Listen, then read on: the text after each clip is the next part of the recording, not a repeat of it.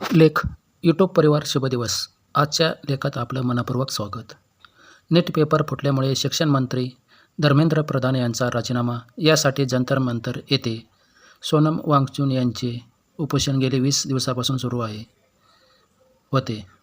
लोकशाहीत शांततापूर्ण संघर्ष. भारताची लोकशाही ही नागरिकांना आपले मत मांडण्याचा आणि शांततापूर्ण मार्गाने आंदोलन करण्याचा अधिकार देते. दिल्लीतील जंतर मंतर हे देशातील अनेक ऐतिहासिक आंदोलनाचे केंद्र राहिले आहे.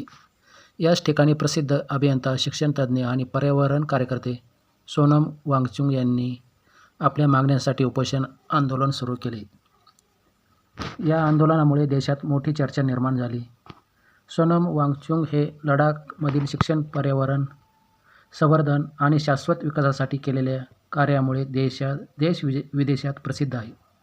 त्यांनी अनेक वर्षे हिमालयन प्रदेशातील पर्यावरण संरक्षण, स्थानिक नागरिकांचे हक्क आणि पारदर्शक प्रशासनासाठी सातत्याने आवाज उठवला आहे. दिल्लीतील जंतर मंतर येथे सुरू झालेल्या आंदोलनात त्यांनी शांततापूर्ण आणि अहिंसक मार्गाचा अवलंब केला. त्यांच्या आंदोलनामागे शैक्षणिक व्यवस्थेतील सुधारणा, परीक्षा प्रक्रियेतील पारदर्शकता आणि जबाबदारी निश्चित करण्याच्या मागण्या होत्या. या आंदोलनात CJP अभिजित दिपके संपूर्ण पार्टी सहभागी आहे. विविध राजकीय पक्षांचा पाठिंबा आहे.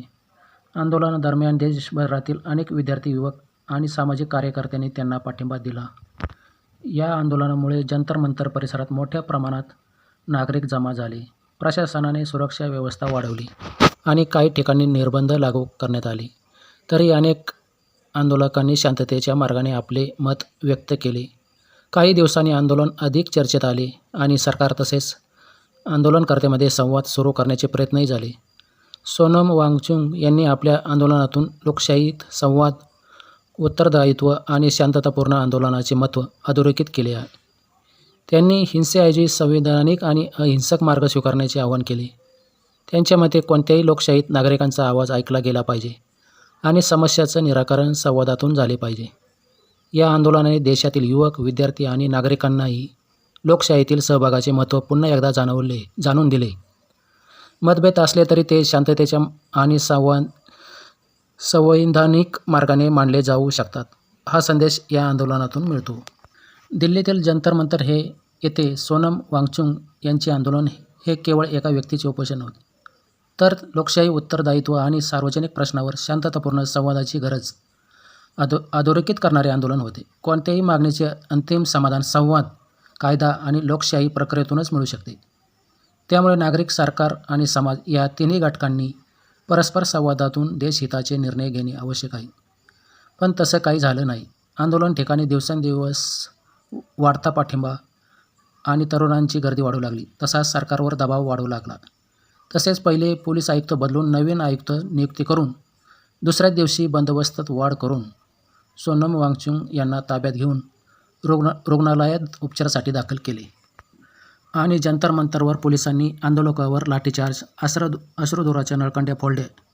या आंदोलनात शेकडो मुलं, मुली जखमी झाले. रक्त सांडले, डोकं फुटलं, पायाला जखमा झाल्या आहेत. तरी विद्यार्थी मागे हटले नाही. आपल्या मागण्यावर ठाम आहेत. देशभरातून लाखो विद्यार्थी सहभागी झाले. विविध राज्यातील जनतेने आंदोलन सुरू केले आहे. मुलांची तरी काय चूक? हलाखीची परिस्थिती, शिक्षण घ्यायचं, प्रश्न तयार करणारे पैशासाठी तुम्ही पेपर फोडणार. गरीब मुलांनी करायचं काय? परीक्षा रद्द झाली होती, एवढा अभ्यास करायचा आणि पेपर फुटला. या चिंतेने 20 मुलांनी आत्महत्या केली आहेत. सरकारने सुद्धा आंदोलकाशी पहिल्यापासून काय मागणी आहे त्यावर चर्चा करायला पाहिजे होती. लवकरात लवकर आंदोलन व्यवस्थितपणे मार्ग काढायला पाहिजे होतं. विद्यार्थी वर्गाला न्याय द्यावा. तरुणांच्या डोळ्यात आग आहे. आगीत तेल ओतू नका. लक्ष असते तर ही वेळ आली नसती. सरकारने शिक्षण विभागावर डोळ्यात तेल घालून लक्ष ठेवावे, म्हणजे अशी वेळ येणार नाही. सोनम वांगचुक यांनी देशहितासाठी व मुलांवर अन्याय होतोय यासाठी उपोषण मागे घेतले.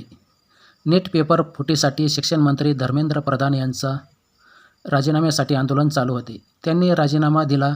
त्यानंतर CJP गेली 36 दिवस सुरू असलेले आंदोलन समाप्त केले.